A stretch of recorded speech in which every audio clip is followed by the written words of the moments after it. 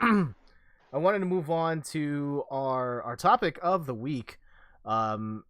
We should probably talk about this. Oh, Yeah. Yeah. So there are some rumblings. I don't have the news up here. I should have pulled it up in the outline. But a lot of people are reporting that the next Xbox. Well, I mean, like they kind of hinted at it. Microsoft did at E3, where they've dropped some hints as to what that could be. But the rumors are Project Scarlett is well underway, and we're hearing that it's two different pieces of hardware, and That's one of right. them is a traditional console, like you would expect, and the other one is a streaming box, which is going to be a little different. It doesn't have all the guts of a traditional console, but it will have some hardware in there to handle the more timing intensive stuff like collision detection and button inputs, and then everything else streaming from the cloud. And then with that particular console, it would be way cheaper, and then you're streaming everything in. And it seems like a very interesting strategy going forward of having the super hardcore machine where everything runs locally versus all the stuff that runs in the cloud. so like a PlayStation Now console. Yes. Yeah, I guess kind of. Huh. So, I mean, just hearing that pitch, what do you guys think? I mean, like, I think that's fine. I think having, like, going for the streaming crowd makes so much sense. Like, that's a great wave for the future. But the biggest thing I think of, and even when I read the article before we did the podcast here, like, what games would make me want to go to that system? So Exactly, like, yeah. I mean, if we're just pulling Microsoft and even if it was just their entire back catalog of Xbox, Xbox One, and Xbox 360, like, I don't know if I want to go back there to play those things. So like, what are they going to give me to make me, want to do that? And the reason I say it is because like, if this is kind of the case for maybe what Nintendo might do with their online with the Switch, I legitimately want to play some of those games that I either haven't played or like kind of live forever, like Super Mario Brothers 3. Yeah. Like, I would want to play that again. So I think that is the problem that I run into. Yeah, I would completely agree with that. Yeah. I thought Xbox 360 was a great console. I played that a lot, and then as soon as PlayStation 4 came out, I almost feel like I would never go back to Xbox. I don't have any reason to. Yeah, I agree. Yeah, agreed. I completely agree with that as well. And I was a Halo fan too for a long time. But Actually, you and I both switched from PlayStation to Xbox, yeah, and then To the went back 360. to PlayStation after the 360 when the PS4 came out. So That's like what I did. That's like what everyone did, right? They jumped to where the good stuff was. that's it. well, Yeah. honestly, I mean the online infrastructure for PlayStation 3 wasn't that great, No. and Xbox 360 had it nailed down. It was Yeah. perfect on the Xbox 360. Yeah. So I mean, we used to play sports games. We'd play online all the time, and that was a real deal breaker in terms of going away from PlayStation towards Xbox. But I mean, everything seems to be sorted now, and for me, it's all about exclusives. So Yeah, I agree. I think if they do the Scarlett streaming or whatever streaming console, I feel like it's gonna be for people that want games like Fortnite. Like, they want to play that and they don't want to pay a lot to get a big console, so they can pay those They can pay for those games that are as a service and like get them for free and just play those 4 or 5 games forever on that console. And if Yeah. they feel like they want to do more, like, oh look, now let's just say Darksiders 3 is available, I can play that too, and that's just a cool bonus. I feel like Yeah. that's why it's there. And then like your maybe more quote unquote hardcore gamers can get Xbox 2 and then get Halo 7 on that guy. So now, is this streaming service? Is this going to be?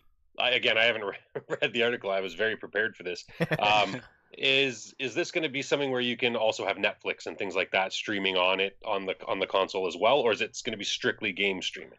They did not make any mention Yeah. of services like that. I would guess that Twitch and all that would work on there as well. Yeah, you'd probably expect it to. Yeah. yeah, Okay, Let's just yeah, that's assume just it curious. does. Yeah. Yeah, Yeah. it would pretty much have like it could run everything except like the super complex stuff. Yeah. Mhm. Yeah. And the speculation was that the streaming box would almost have 2 like simultaneous things going on. So I guess let's say you're playing Fortnite and maybe there'd be some local data that was stored on the system and then some that was coming through the cloud, so it would get rid of some of the latency issues. I think that's smart, and like that should definitely be researched and used. But again, like, what am I going to play? I think all four of us are enjoying Switch because it's easy for us. It's very quick and portable, and that's kind of the market that we're in. But maybe this Scarlett one's not made for, I don't know, old guys like us. I actually enjoy the Switch very much for the fact that you can buy separate docks and just hook them up to all your TVs and drop it in wherever you sit down. It's fantastic. Yeah. I'm keeping Nintendo in business, apparently. But Did you actually buy a second dock? no, I did not. Okay. I did not. I have the one that came with the system, and that's it. Yeah. I would love to have docks in every room of the house, but man, they are so expensive. I know. Oh, I know, it's crazy. And don't buy a third-party dock right now because those have apparently been bricking Switches. So, yeah, don't do that. Yeah. Don't buy third party. Oh. Yeah. I think where this whole experience makes it or breaks for me, like, I'm going to assume that Microsoft will step up their first-party stuff. I mean, it remains to be seen, but they've been buying a lot of studios, and I'm assuming they realize that they messed up large on the Xbox One in terms of exclusive content. With the stream, I'm going to guess that, like, the traditional box is going to be fine. I have no worries about that. But as far as the streaming one goes, like, I need to see it in action before I believe that it's going to work differently than any sort of streaming service we've seen to date, where I think PlayStation Now has it and other boxes have tried it in the past, and just the latency is not there, at least at this point. And I don't think online infrastructures have grown to a point that this type of technology is viable for most people. So I'm really curious to see if they've actually got it down this time. Well, and the thing is too, they're going to have it down, because if they're banking on games like Fortnite and these competitive shooters and things like that, it's got to be perfect or it doesn't work. Yeah. So I mean, they either have to get it out of the gate running and have it perfect from launch, or people are just going to drop off.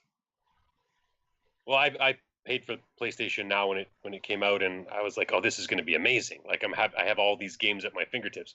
So one of the first games I started up was Red Dead Redemption, or Redemption, or the new one is what? Redemption. So Revolver, I guess, the first one, right? That's the first one on PS2.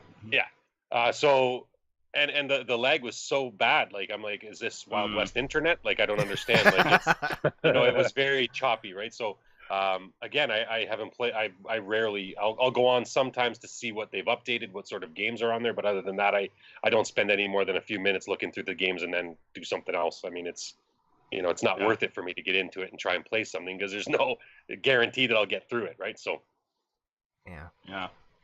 The part I went into is kind of the same idea. Like, I mean, you can see back here, like, I have all of these games, like, and you just like never really play them. And so, like, why would I want a console that only does that thing that I already have? Like, I want something new. That's why the PS4 appeals to me, because I can get a game like Overwatch where I can get the service that I want, buy once, play for literally 3 years.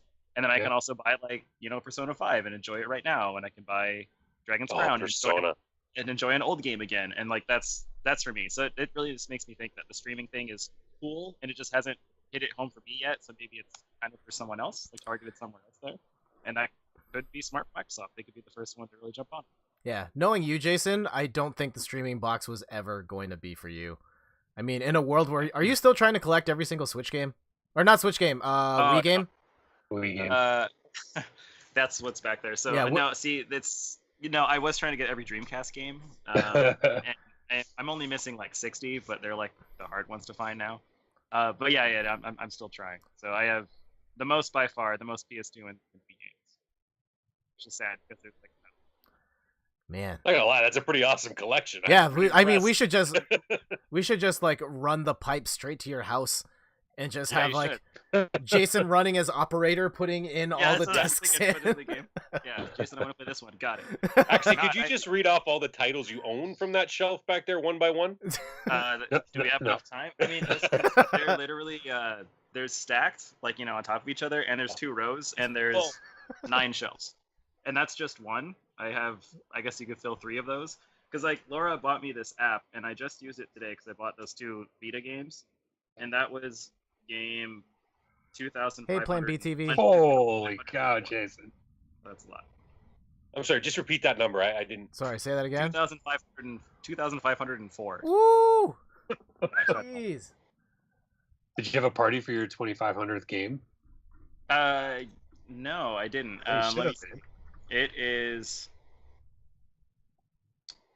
this game called The Sexy Brutale for the PS4. Okay. It's supposed to be actually pretty good. If you guys know like Jim Quisition, like that guy reviewed it pretty well, and so I got into it there. Nice. Actually, Hey it's- man, if there was ever a game for 2,500, that's the one. Yeah, see, there you go. Sure, whatever you say. High Plan B TV, by the way. yeah. Yay! Hello. Random idea, just inspired by Jason's